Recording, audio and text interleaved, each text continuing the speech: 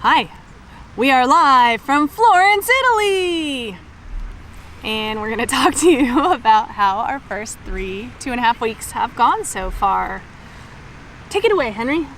Okay, so we we last spoke to you from California, and we had a not too rough overnight flight into Amsterdam, where we found some comfy chairs to sleep on, and then sort of had a long wait to get through customs to get to our flight to Florence. Tiny little airport there. Took a taxi into our Airbnb, which was I wouldn't nail biting, but it was pretty amazing, the tight little streets that this guy went down without blinking an eye. Yeah, there's definitely one corner I thought we're taking off part of this building, or more likely part of the car. Yeah, everything's pretty much made out of rock. But we found our apartment, and the host, Anastasia, couldn't be more dialed, had a whole pamphlet for us to, with all the things we could have asked, including where to go when you, as a typical American, overload the electrical system and blow a fuse, which was right there in the book. And we flipped the fuse and we were back in business. It is literally in the middle of Old City Florence. We're half a block away from the Palazzo Vecchio, the Piazza del Signoria, probably 5 minutes walk, slowly walking to the Arno and the Ponte Vecchio. We're 5 minutes from we can see the dome of Il Duomo from our apartment. Like a minute from the Duomo. Yeah, and it is right in the middle of this medieval city, and it's pretty incredible. It's 2 bedrooms, which is pretty nice. It is an urban apartment, so it's pretty small, but it works for us, and it's been great. Sort of.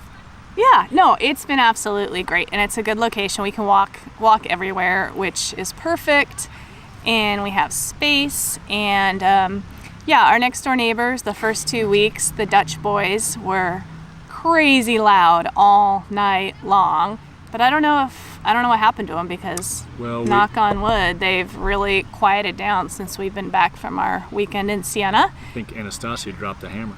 And we've been getting sleep, and that's been nice. And the apartment's a little dark. Only the 2 bedrooms have natural light, and then the rest of it's sort of inside. So in the morning when you're out there, you don't know if the sun's up or not.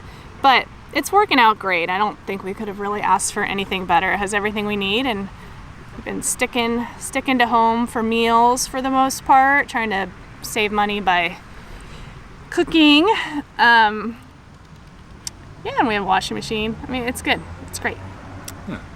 What's next on our list? Next on our list is what we've been doing. Oh. So we've been doing a lot of touristy stuff. I think more than maybe I anticipated we would do, but we're here, and you can't be here and not see the David, or go to certain churches, or I don't know. There's all this stuff that we just really want to do, and I've never been to Italy or really most of Europe.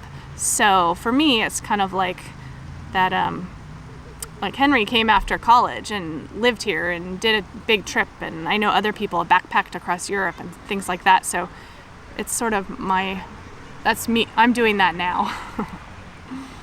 So some of the touristy stuff we've been doing is we went up to Fiesole. That's not really touristy. We went and hiked up there. Yeah, and, I don't know if I call it a hike, but we did walk around. We went to Siena for the weekend, which was an attempt to do something else, actually. But you can read about that on the blog. Read about that at TravelingMel.com. But we had a really great weekend. It turned out great. So. And we went to Parco Il Gigante.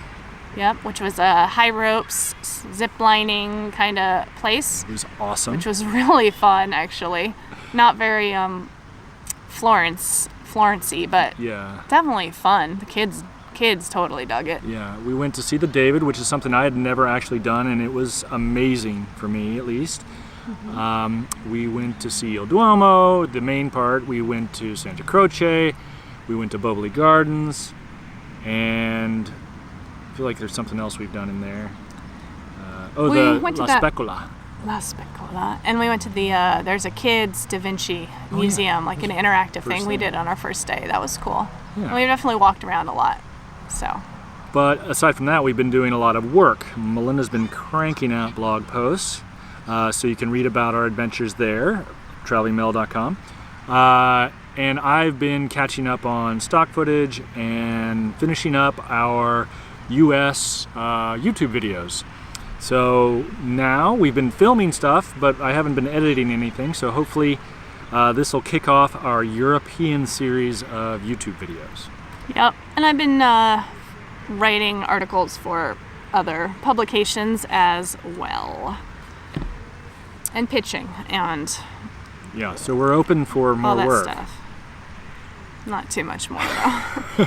Also, I mean, it's not work. It's not like my job, but also I've been spending a lot of time looking up, researching what kind of things we want to do with the kids and resources to learn about some of the Renaissance art and the people, the scientists, the artists, how to get some background information on that so that when we do go to the hill that Da Vinci did his flying experiments on, that the kids know what the flying experiments are and have learned a little bit about Da Vinci, or watching videos about Brunelleschi's dome, and then coming out to a park to see I don't know if you can see it, the 1/5 model of the dome, and I don't know, that takes a lot of time too. So next up, after we leave Italy, we still have a week and a half.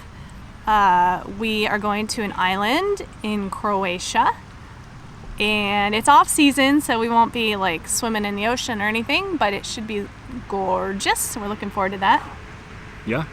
And then probably somewhere in Bavaria over the holidays, so we can get a little snow play and Christmas markets and maybe some skiing. I don't know, we'll see. And we've got a bunch of videos coming up, hopefully here, some very quick ones and also some more in-depth ones. For one of the things we've been doing is reading Dan Brown's Inferno. Oh yeah. And we are going to try and do a little Inferno tour video. So keep an eye out for that. Yep, all the places in Florence that are mentioned in the book, not the movie, which we haven't seen. No. What else? Anything? That's it. Just the usual, give us a thumbs up if you would, and leave a comment with your questions or suggestions or whatever. We will read them as we drink a glass of wine at the local bar, Pastisserie. Yeah, that's been a highlight, at least for the kids and I. The corner bar, which is just outside seating in this pretty little spot, and the kids like it because the waiter keeps bringing like plate after plate after plate of potato chips. I mean, they're eating potato chips like crazy. And I like it because he pours a really full glass of wine. And it's 30 seconds from our apartment. Literally around, right down the... Yeah, maybe not even 30 seconds. Yeah, like 50 yards. Yeah, it's close. And leave comment, suggestions, check back, and share. Ciao. Ciao.